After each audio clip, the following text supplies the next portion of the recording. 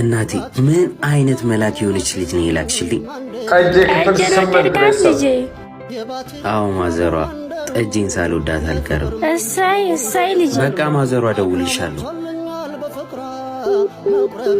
ደስ ስትል ጠጄ ሱቅ ደርሼ መጣሁ። እሺ ሳምዋ ቁርስ አትበላም እንዴ? አልቆይም፣ እዚህ እኮ ነኝ። መጣሁ። እሺ ይኸውልሽ ለኔ ካልሆነ ለማንም አይሆንም። እሺ ወይ ሳምዋ የኪስ ቦርሳውን ረስቶ ሄደ። ሱቅ ደርሶ ያው ብር የለውም ብላ ምንድን ነው? ይቅርታ እንድታደርግልኝ ነው ላሳለፍናቸው ጊዜ ስትል። ኧረ እባክሽ አየቻት አውቃ ያምሻል።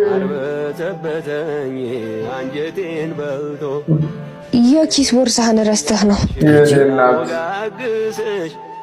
ጠጄ ያየሱን ሁሉ አትመኝ።